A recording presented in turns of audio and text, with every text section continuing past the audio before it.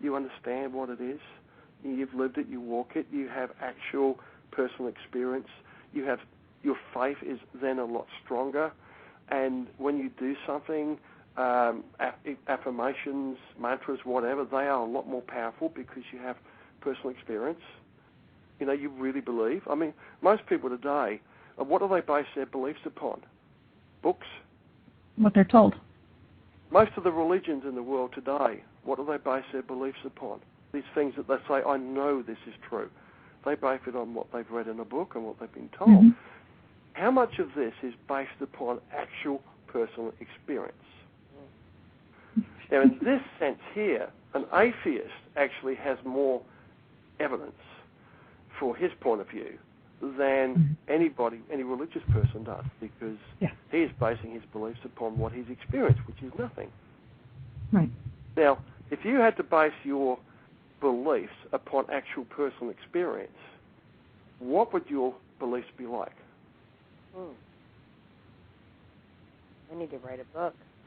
I think mine would basically be kind of like what they are now, because that's been my process, is releasing all of those belief systems to claim my... Yeah, absolutely, getting rid of it. You read that article on my website called The Catch Basket Concept? I don't know. Oh, ask me, I'll send you the link. It's very interesting. It tells you what happened to me. I'd been through, and almost going back about 15 years or so ago, longer, I'd been through a lot. Long story. I'd raised Kundalini. I'd had lots of astral projection. I'd done this and done that, and I was again still trying to further my knowledge and my understanding of the universe, and I was butting my head against a brick wall. Nothing worked, and at the time I had very typical New Age type beliefs. And then I had an experience one night. I was about 9:30 at night. My wife at the time and children had gone to bed, and I used to go and meditate for a few hours in the evening by the fire. And I went into the room and closed the door, and I reached up to turn the light out, and this beautiful voice said to me, objective voice, said, Robert, it's about time we had a long talk. And I said, "¿Qué? Por favor?" And it turned the light out and sit down, and I did. And it explained to me, amongst a great many other things, the most beautiful voice I think I've ever heard, beautifully eloquent male voice. I have no idea who this being was, whether it was a spirit, a master, an angel, whatever, but it was beautiful, and it gave me some very wise advice.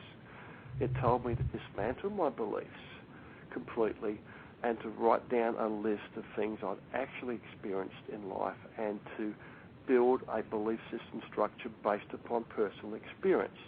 Now, I think holy books in the world teach this same thing. Build your faith on personal experience. And I started to do that the next day, went into something like spiritual shock and built a belief system based upon hard experience. And this is where I'm at today. I'm still building that based on hard experience, and everything I teach is based upon personal experience. And if I say something in a book or somewhere that's not, I'll put in brackets there. I haven't experienced this yet, but it seems logical. Yeah, and this approach, it's a very scientific, it's an empirical approach. It works. And beliefs and techniques and things like that we're using, you can check upon them. They've been tried and tested, and how effective are they, and, using what works. Wow, that's wild that you said that, because I was just thinking about that yesterday and today, to write down a list of what I know, meaning what I have actually experienced, and then go from there. Oh, excellent. That is a very powerful exercise. Yeah. I mean, a lot of your beliefs in that you haven't experienced, I mean, you don't have to discount them. You can put them on a list that say this may be possible, but I don't have personal experience with all of these things yet. But what personal experience I do have shows me that these things may be possible. And you shelve it up here on the possibilities list or shelf. Yeah, I think that's what I did. Yeah, I think I could fill up at least a half a notebook on personal experiences that, I haven't really talked about or discussed, because whenever I have,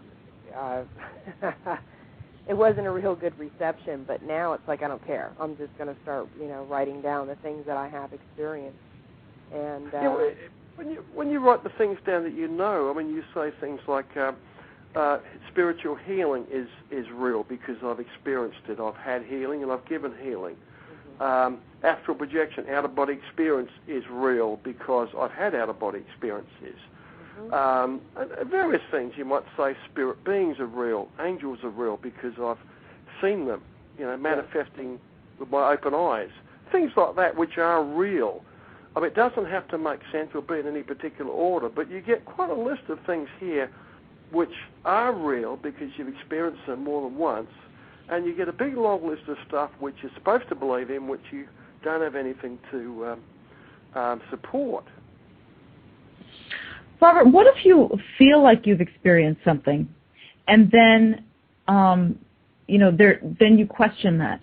You're like, did I really experience it? Like, for example, I'm very sensitive, telepathic to a certain point, and I think we've even experienced that over the phone before. And what if, you have an experience where perhaps you have felt something that you feel like is coming from somebody else or somewhere else, or like there's a common bond connection, but it's been denied. Like, how do you rectify that in your mind? Because I've been struggling with this kind of thing for a while. I felt a very strong experience with a certain person, and they validated that yes, that happened, but it didn't happen the way I experienced it. So how do you rectify those things when you think that you've experienced something, but then, it's sort of denied on the other end? Well, first of all, you look at the actual experience here where, if you were to break this down a little bit, you experienced a psychic, spiritual / empathic experience with somebody where there was a transfer of information. Both of you experienced something, but in different ways. So from that, you can say psychic, spiritual / telepathic experiences are real because I've experienced it. And I would say that you've probably experienced this multiple times, those sorts of connections. So if you break it down to the essence of what it actually is, what was the essence of that? You had an experience that involved a psychic, spiritual, empathic transfer, and some information was transferred. If you leave it at that, at its bare bones, you've got gold there. You've got a golden nugget sitting in your hand here. But if you try and prove the actual information and that, and there's inconsistencies, then you start looking and say, well, hey, maybe this kind of thing is nonlinear. And so you put that out in your hand here, and you say, well, this is here, and then you start looking for other things which may support the nonlinear nature of spiritual reality. Okay, so what you're saying is, I could have experienced what I experienced it 2 mornings in a row, overwhelming feelings of just being washed with love. And it was coming from a specific person. And that person said, yes, I was feeling those feelings, but no, they were not for you. And at the same time, I also got audio. I got, voice. It was in my head at the same time. So basically what you're saying is, yes, indeed, Carrie, that may have happened, but it may be in a nonlinear fashion in the way that it happened. It may be like further in time or previously in time or whatever. Is that what you're saying? Yeah. Yep. Okay. We have to be careful here. We do not understand these things in total. No. Our knowledge, the entire world's knowledge of spiritual matters and the spiritual nature of the universe is probably less than 1%.